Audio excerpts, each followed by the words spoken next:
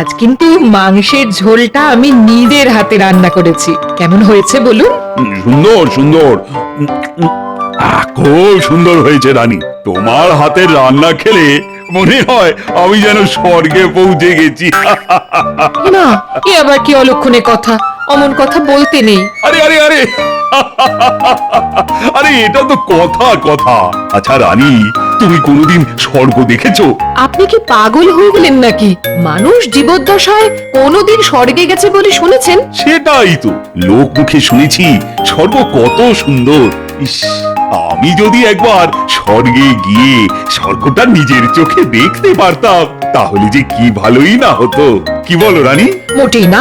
মানুষ মৃত্যুর পর স্বর্গে যায়, তার আগে আমাকে কে নিয়ে যাবে স্বর্গে শুনি? তাও ঠিক। আমি তো ভুলেই গেছিলাম। কি কি ভুলে গিয়েছিলেন? আরে আমার রাজসভার সদস্যদের কথা গো রানী, ওরা থাকতে আমার চিন্তা কিসের? আর তার মধ্যে আছে গোপাল। আজ রাজসভায় গিয়ে আমার রাজসভার সদস্যদের একবার বলেই দেখি, যে আমাকে স্বর্গ দেখাতে পারবে আমি তাকে পুরস্কার স্বরূপ 500 মোহর দেব। সে কি? না না, এমন কাজ করতে যাবেন না, এ তো অন্যায় আবদার। শুনুন, দাঁড়ান বলছি, এই মানুষটাকে নিয়ে যে কি করি।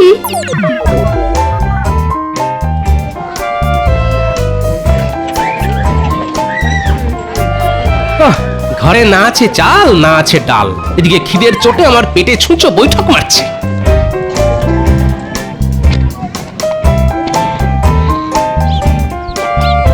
আরে গোপাল দাদা যে, বলো কি চাই? এই যে ভাই, চাল কত করে? 5 পয়সা সের গোপাল দাদা। আর ডাল?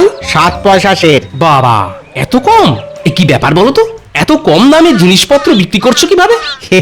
আর বলো না গোপাল দাদা, কাল আমি তীর্থ করতে যাচ্ছি, আগামী 1 মাস দোকান খুলবো না, তাই কম দামে ছেড়ে দিচ্ছি। নিয়ে যাও গোপাল দাদা, চাল ডাল তেল নুন সব মুড়ি মুড়কির দামে বিক্রি করে আজকের মধ্যে খালি করে দেব। ও, এইবার বুঝলাম। আচ্ছা ভাই, মুড়ি কত করে? মুড়ি 1 পয়সা সের। বাহ বাহ বাহ, আচ্ছা বেশ, আমাকে 1 সের চাল আর 1 সের ডাল দাও।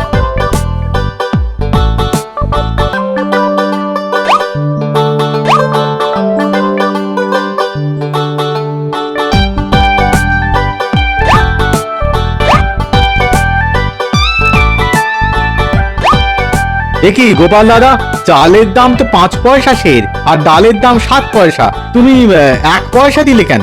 অদ্ভুত তো, একটু আগেই যে তুমি বললে ওই চাল ডাল সব মুড়ি মুড়কির দামে দিয়ে দিচ্ছ। সে তো কথার কথা। এই দেখো, ভদ্রলোকের এক কথা, তাই আমি এই চাল ডাল সব মুড়ির দামে কিনেছি। হ্যাঁ, কি কুক্ষণে যে কথাটা বললাম, সর্বনাশ হয়ে গেল আমার। হায় হায় হায়। এই যে ভাই, কি হয়েছে শুনি? অমন করে কাঁদছো কেন? দেখুন না মন্ত্রী মশাই, গোপাল দাদাকে আমি কথার কথা বললাম যে চাল ডাল সব মুড়ি মুড়কির দামে দিয়ে দিচ্ছি, আর গোপাল দাদা সত্যি সত্যি মুড়ির দাম দিয়ে আমার দোকান থেকে চাল ডাল সব নিয়ে চলে গেল। গোপালটা দিন দিন ধাপ্পাবাজ হয়ে যাচ্ছে।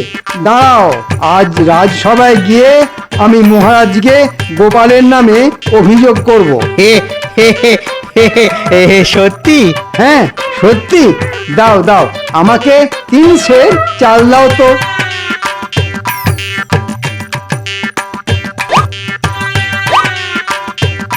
মন্ত্রী মশাই, চালের দামটা পরে দেব। হ্যাঁ, জানেন মহারাজ, গোপাল আজ বাজারে এক মুদিওয়ালাকে ঠকিয়ে থলে ভর্তি করে বাজার করেছে। হ্যাঁ, তাই নাকি গোপাল? আগে মোটেও নয় মহারাজ, আমি কানে যেটা শুনেছি সেটাই করেছি। মুদিওয়ালা আমাকে বলেছিল সে মুড়ি মুড়কির দামে চাল ডাল বিক্রি করছে, তাই আমি মুড়ির দামে চাল ডাল কিনে নিয়ে এসেছি মহারাজ। তুমি লোক ঠকিয়েছ গোপাল। মহারাজ, গোপালের একটা শাস্তির ব্যবস্থা করুন। আগে এক পক্ষের কথা শুনে কোনো সিদ্ধান্ত নেবেন না মহারাজ। বেশ, তবে ডেকে পাঠাও সেই মুদিওয়ালাকে। এই যে মুদিওয়ালা এসে যদি গোপালের সঙ্গে সঙ্গে আমার নামেও মহারাজের কাছে নালিশ করে, তখন কি হবে?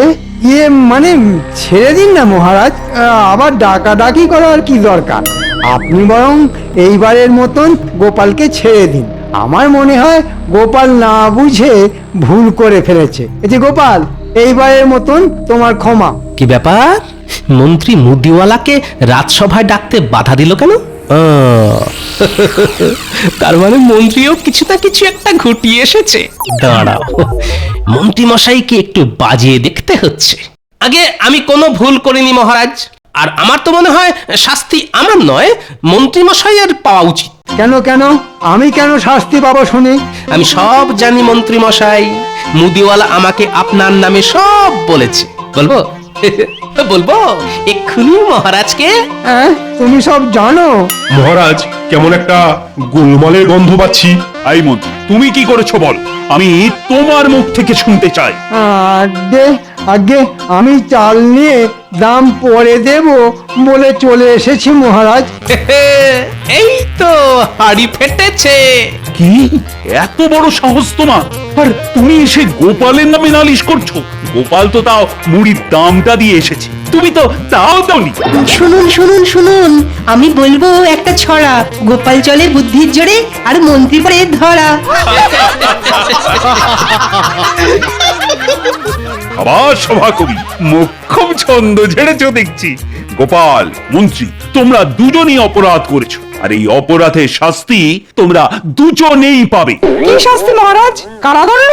না না না, ওসব কিছুই করব না। শোনো মন্ত্রী আর গোপাল, দুজনেই কান খুলে শুনে রাখো, আমি স্বর্গ দেখতে চাই। হ্যাঁ, তোমরা ঠিক শুনেছ, আর আমাকে স্বর্গ দেখানোর দায়িত্ব আমি দিলাম গোপাল আর মন্ত্রীর ঘাড়ে। যে আমাকে স্বর্গ দেখাতে পারবে, আমি তাকে এইবারের মতো না হয় ক্ষমাই করে দেব। আর শুধু তাই নয়, আমি তাকে পুরস্কার স্বরূপ 500 মোহরও দেব। 500 মোহর? 500 মোহর? সে তো অনেক মহারাজ। হ্যাঁ, স্বর্গ দেখার তুলনায় 500 মোহর তো কিছুই নয়। আমি তোমাদের 7 দিন সময় দিলাম, এর মধ্যেই তোমাদের ভাবতে হবে তোমরা কিভাবে আমাকে স্বর্গ দেখাবে। মহারাজ, এ কেমন বায়না? না মানে? কোনো মানে নেই মন্ত্রী, আমাকে স্বর্গ দেখাতে না পারলে আমি তোমাকে মেরে সোজা স্বর্গে পাঠিয়ে দেব, এই আমি বলে দিলাম। শুনেছি স্বর্গ খুব সুন্দর, আমার সঙ্গে আপনিও চলুন না মহারাজ, দুজনে একসঙ্গে যাই। চুপ মরকট, আমি মরে গেলে রাজ্য চলবে কি করে শুনি? আমি বেঁচে থাকতে চাই, আর বেঁচে থেকেই স্বর্গ উপভোগ করতে চাই।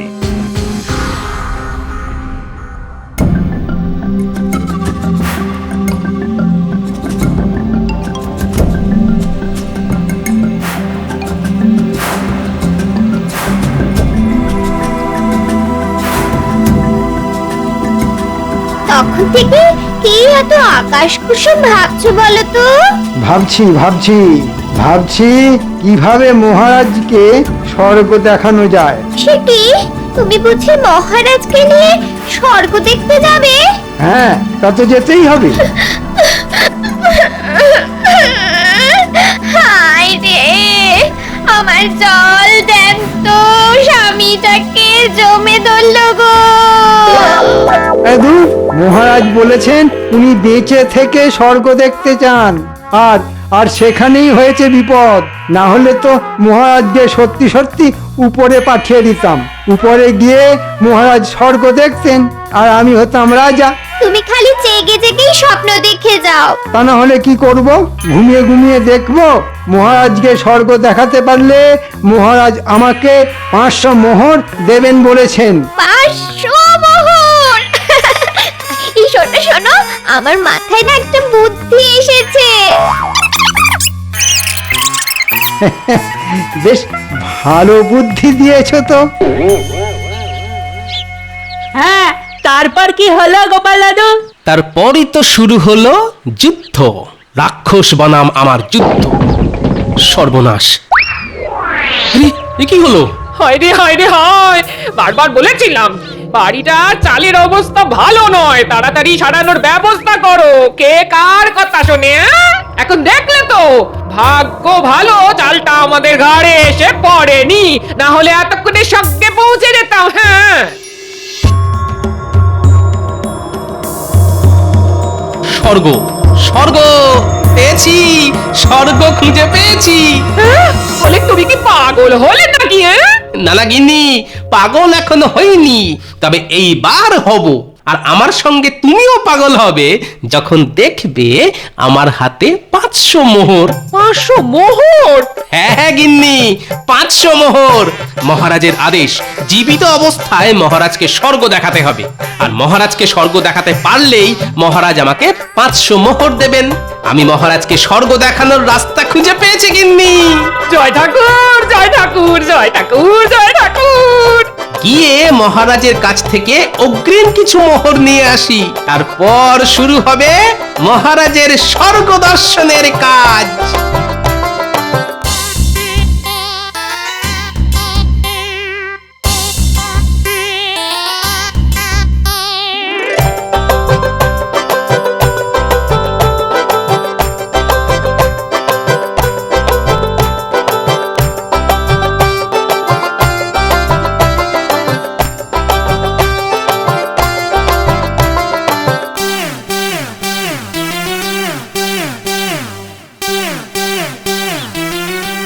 মহারাজ, আরে গোপাল যে, এসো এসো এসো।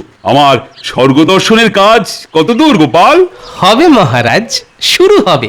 তবে আর দেরি কেন, তাড়াতাড়ি শুরু করে দাও। আরে আমার যে আর তর সইছে না।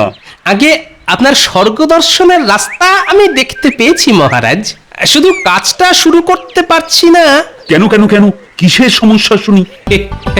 এই দুঃখের কথা আপনাকে আর কি বলি মহারাজ, আমি তো গরিব মানুষ, নুন আনতে পান্তা ফুরোয়। ও হো হো হো হো হো হো, বুঝেছি বুঝেছি, তোমাকে আর কিছুই বলতে হবে না, আমি বুঝতে পেরেছি গোপাল। এই নাও 50 মোহর, তুমি এটা দিয়ে কাজ শুরু করো। আমি স্বর্গ দর্শনের পর তোমাকে আরো 450 মোহর দেব। ধন্যবাদ মহারাজ।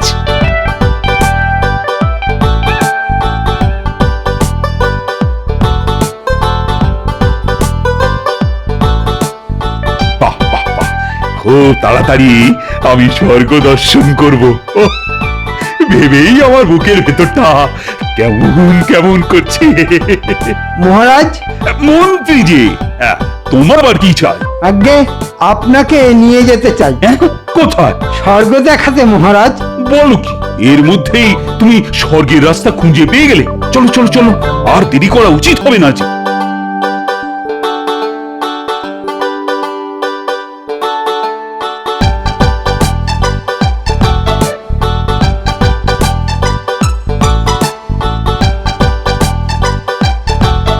আর কত দূর বলো তো মন্ত্রী? প্রায় এসে গেছি মহারাজ, আর একটু।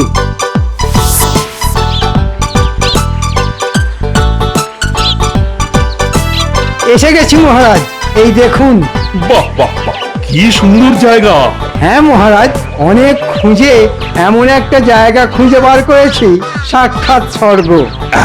ঠিক বলেছ মন্ত্রী, কি সুন্দর হাওয়া দিচ্ছে, সঙ্গে ফুলের সৌরভ। ইচ্ছে করছে সারাটা জীবন এখানেই থেকে যাই।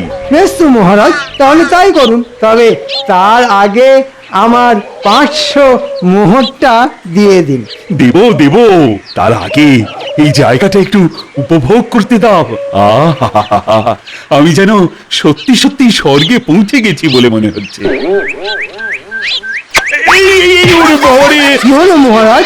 ইস, কি বিশ্রী গন্ধ! গোবর? এখানে গোবর এলো কোথা থেকে? আগে গরুর পেট থেকে মহারাজ। মরকট, এই তোমার স্বর্গ? গোবরের গন্ধে সালা, এখানে টেকা যাচ্ছে না। উফ, এটা স্বর্গ না নরক? এইরকম বলবেন না মহারাজ, অনেক কষ্টে জায়গাটা খুঁজে বার করেছি। তাই নাকি? দাঁড়াও দাঁড়াও, একবার পাই তোমাকে হাতের কাছে। ওরে বাবা রে, বাঁচাও বাঁচাও! এই, এই, দাঁড়াও দাঁড়াও বলছি, দাঁড়াও। 500 মোহরের লোভে আমাকে একটা উদ্ভট জায়গায় ধরে নিয়ে এসে স্বর্গ দর্শন করানো হচ্ছে। দাঁড়াও দাঁড়াও বলছি, মন্ত্রী! ওমা, এইটুকু ঘরে চাল সারাতে এত বাঁশ কি হবে গো? আছে আছে, কাজ আছে, দেখোই না শুধু। আমি এসে গেছি গোপাল দাদা। আয় পাচু, আগে আমার ঘরের চালটা মেরামত করে দে, তারপর আসল কাজে হাত দিবি। আচ্ছা গোপাল দাদা। কিরে পাচু, কাজ কত দূর? হয়ে গেছে গোপাল দাদা, তোমার ঘরের চাল ঠিক করে দিয়েছি। বাহ বাহ, এবার নেমে আয়। বাকি বাঁশগুলোকে নিয়ে কি করতে হবে গোপাল দাদা? শোন, মাচা বাঁধতে হবে, অনেক উঁচু মাচা, পারবি তো? হ্যাঁ, খুব পারবো গোপাল দাদা। তুই তাহলে মাচা তৈরি কর, আমি সেই ফাঁকে মহারাজকে ডেকে নিয়ে আসি।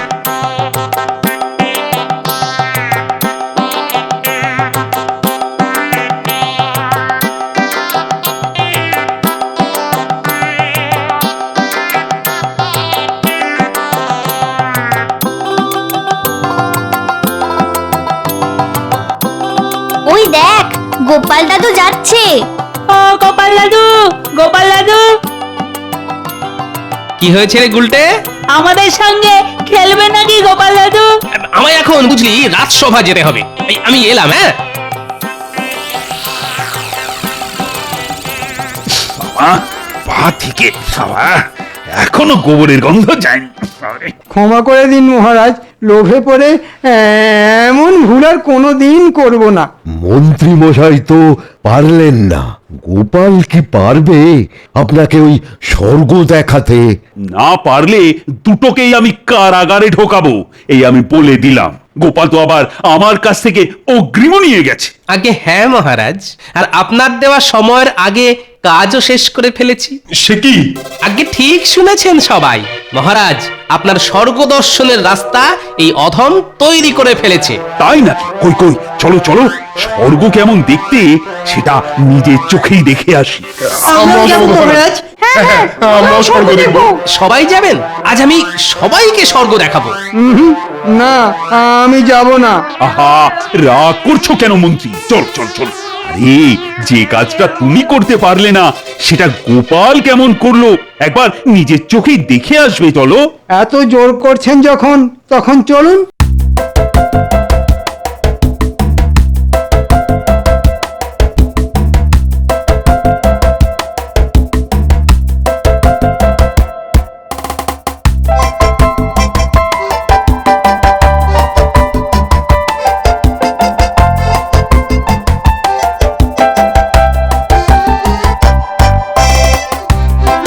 আসুন মহারাজ, ভেতরে আসুন। হ্যাঁ, তা স্বর্গের রাস্তা তোমার বাড়ি থেকেই শুরু হয়েছে নাকি গোপাল? রাস্তা নয় মহারাজ, বলুন স্বর্গের সিঁড়ি। ওই দেখুন। এর উপরে উঠলেই স্বর্গ দেখা যাবে? যাবে যাবে, 100 বার যাবে।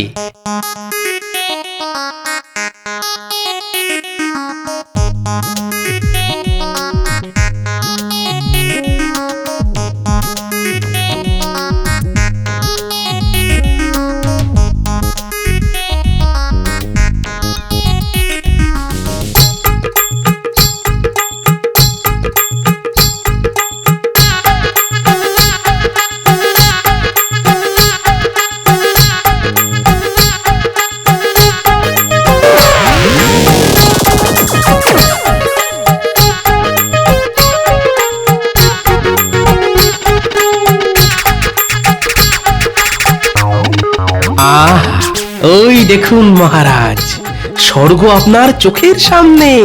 এবার বলুন মহারাজ, কেমন লাগছে স্বর্গ দেখে? কোথায় কোথায় স্বর্গ? হ্যাঁ, সে কি? আরে স্বর্গ তো আপনার চোখের সামনে। ওই দেখুন, অপ্সরারা নাচছে।